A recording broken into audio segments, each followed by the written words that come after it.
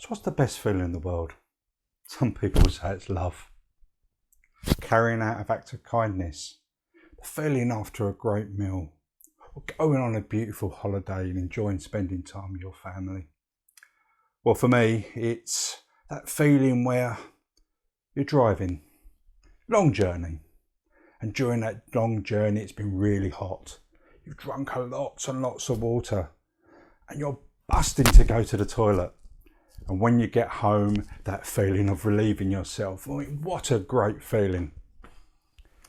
It could also be the worst feeling in the world. Imagine being an adult, a young adult, and not being able to control and soiling yourself. And that feeling of being wet and spending the rest of the journey or rest of the day until you can get yourself changed and clean again. So my name is Scott Everest. And I want to give you a bit of context as to what my TED Talk is about today. I have a son who's severely disabled, in a wheelchair, and is incontinent. And we're going to learn a little bit as we go along. What is it like for him to go out there in the wide world?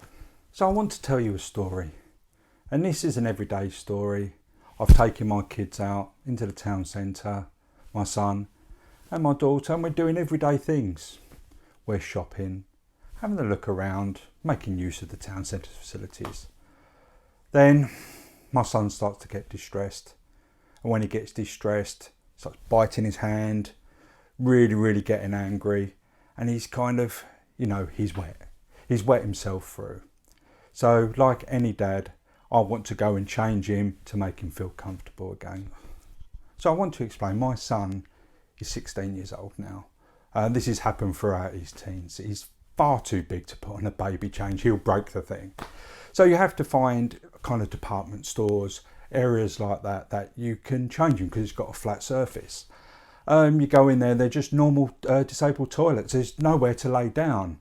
You can't lay down in the whole area because it's in public view. We have to take care of his dignity. So we find some external disabled toilets. And these places are often abused, filthy, dirty, and needles everywhere, which is clearly not a safe environment to do it. And I've still got a distressed child. So all I can think to do is to take him over to Castle Park, find a secluded area under a tree and change him. Not ideal, but when you have a child who's that distressed, you have to do something.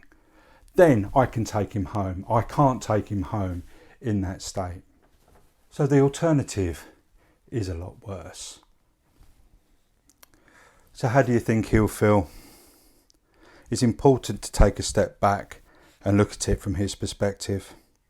You have soiled clothes, you're soaked through them, and you're wet from the chest to your knees, and the clothes are sticking to you. You have been helped from your wheelchair and laid on a cold, wet floor or on a blanket that is taken with you everywhere.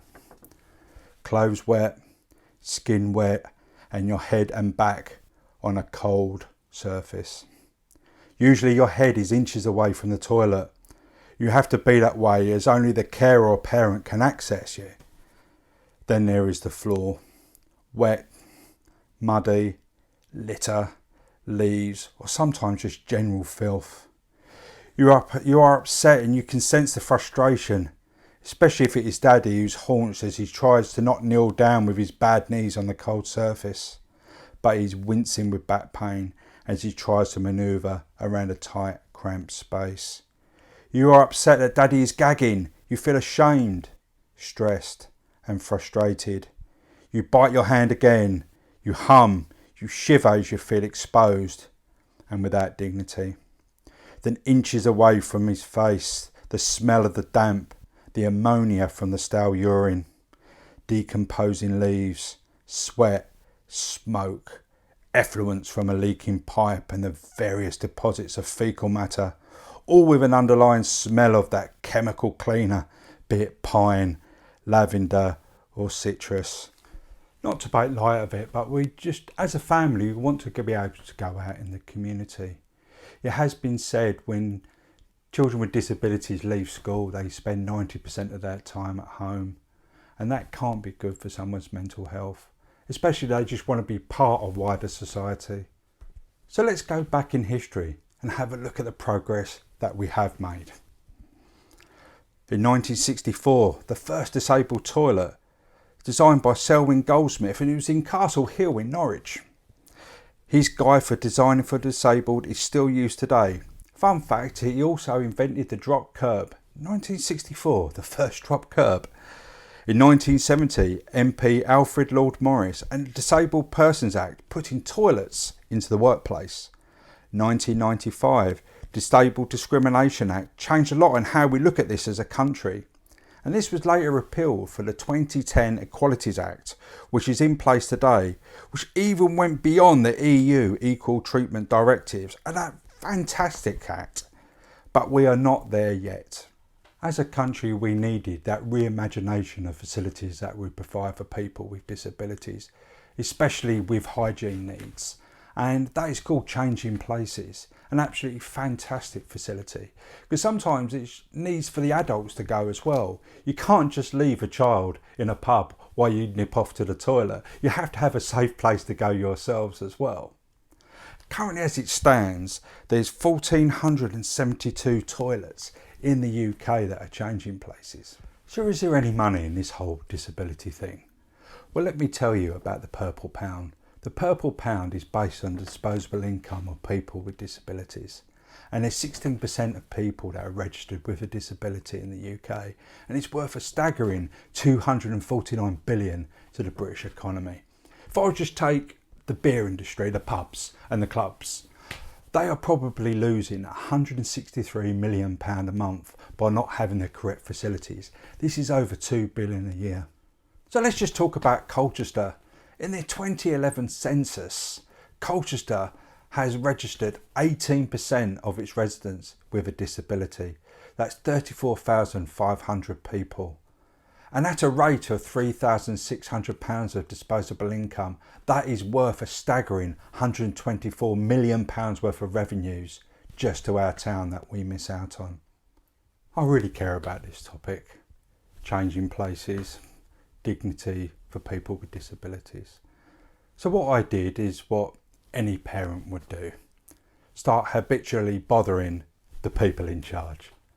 So the first person I went and spoke to was my local councillor.